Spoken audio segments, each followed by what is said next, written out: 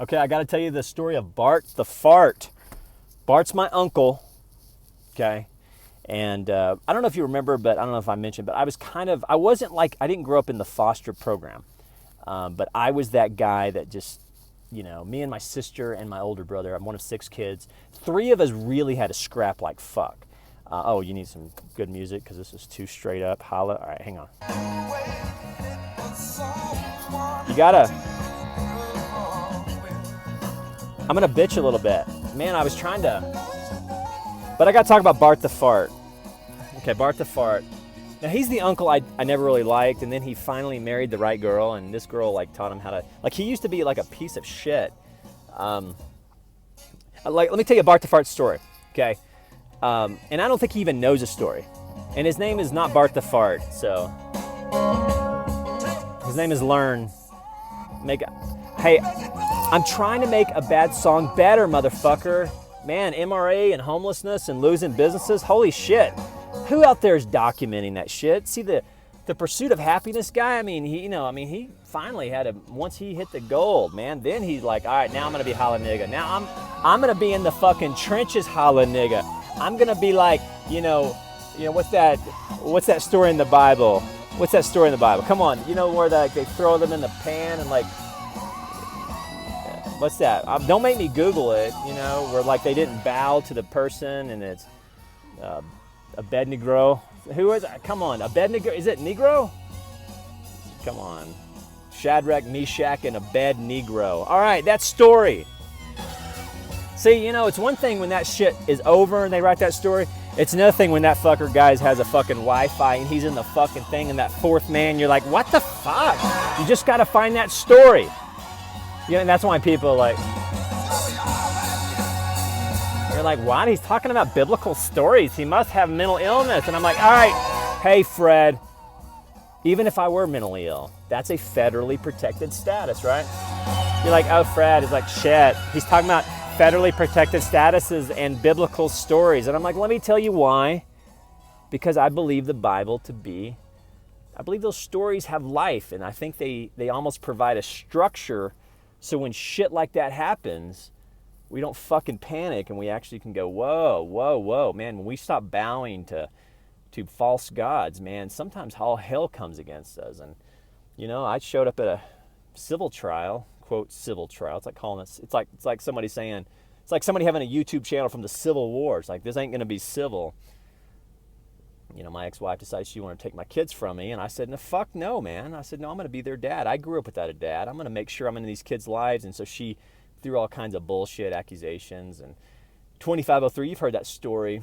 So that's kind of the context here, is I'm just a guy named Jonathan Fibonacci that's telling his story of hashtag MRA and maybe a little homelessness and rebuilding and, all kinds of shit. And I'll even talk about Meshach, Beshach, and Abednego and the fourth man.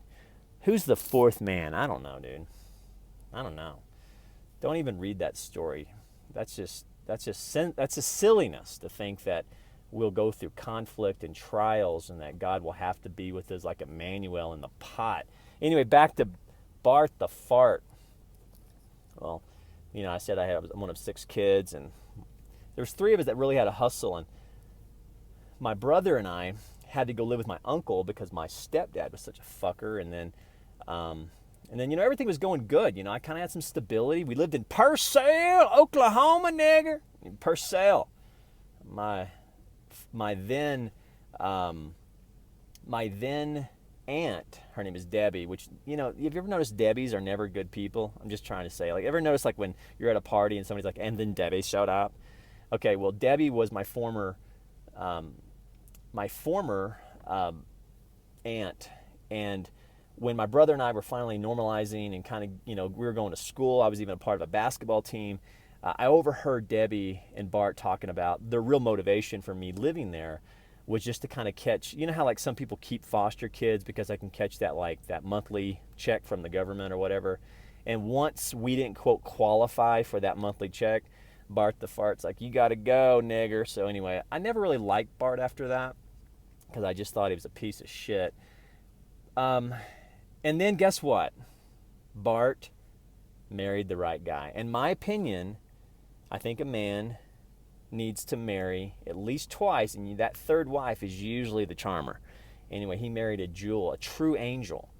And I know she was an angel because I saw him become a better man.